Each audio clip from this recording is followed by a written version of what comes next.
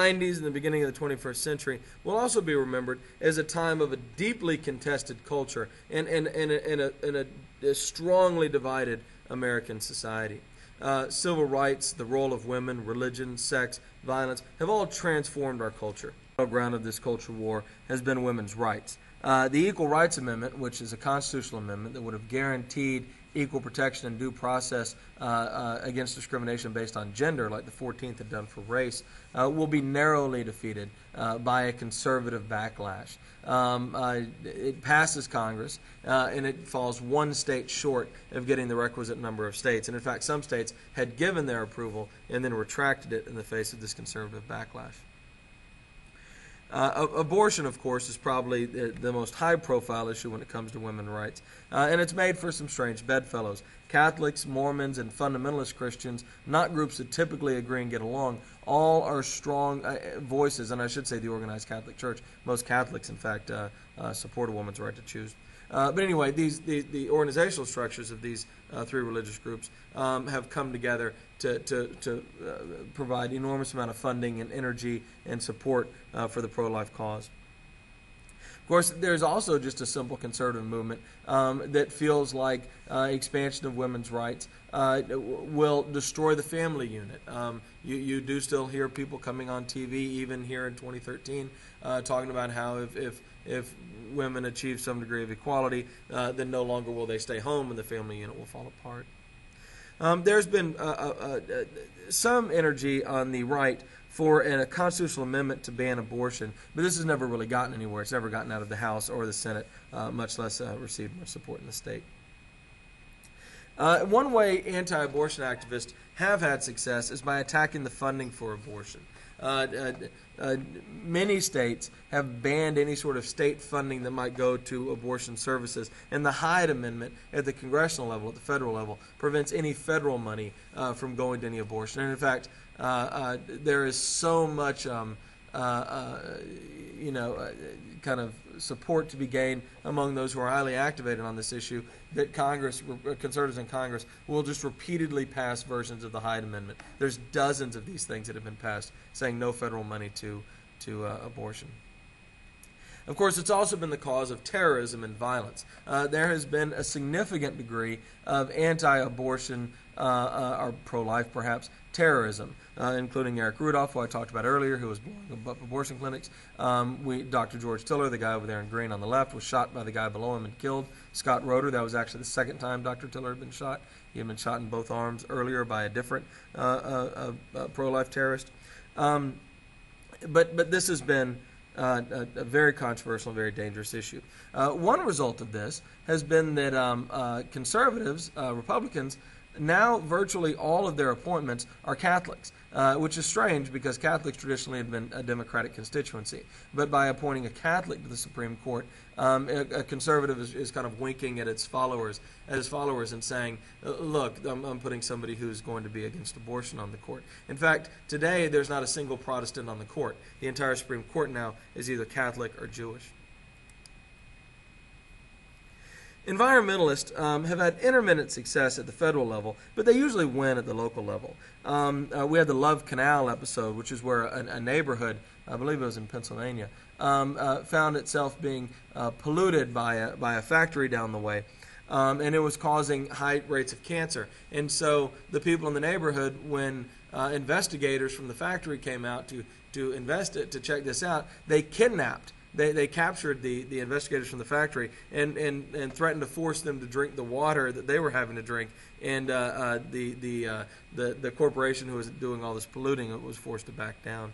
Here where I live in Austin, we've had a huge fight over a place called Barton Springs where this endangered salamander lives. And that's been a major political battle. But it's also they've been very effective at preventing development in certain parts of the city.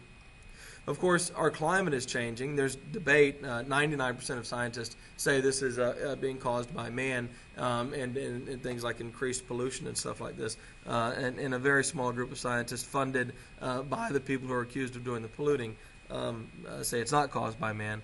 But if you believe in science at all, it does appear to be. But what nobody can argue is that the global temperature is rising. In fact, former Vice President Al Gore will win the Nobel Prize in 2007 for his documentary highlighting this issue, although that documentary has come under attack. Politically, America has really largely refused to go along with global efforts to fight climate change. Or in 1997, for example, Republicans refused to ratify the Clinton administration's signing of the Kyoto Treaty to reduce pollution. And this still continues to be a major issue with enormous amounts of energy on the activist side trying to prevent global warming, and enormous amounts of money on the corporate side. Of course, the regulations would affect them and cut into their profit margins. And so this is the fight today. 21st century, of course, is the age of globalization. That's the name of the chapter, after all. And that's good and bad. So let's look at the opposition to what Bush called the New World Order, the first Bush. The left opposes the increased use of our military for economic reasons. And you might think here about Iraq, which we pretty clearly seem to have gone in because Iraq is an oil-rich country. The right is actually upset about the use of the military for human rights. Conservatives were very angry about our action in the Balkans and in 1993 when really what started under the George H.W. Bush administration and finished under the Clinton administration, actions in Somalia. And of course, the right is also upset that by working in conjunction with other nations, America is giving up its sovereignty. We are giving up control of ourselves to international organizations like the UN. That's a common criticism from the right. There's also a lot of criticism of free trade, the reduction of trade barriers. This makes labor organizations angry because they claim that it causes jobs, manufacturing jobs, to leave the United States and offshore to other countries. And many consumers are bothered as they are buying their goods from the store and then later learning that those goods are being made in really horrible conditions, slave labor conditions in many cases abroad.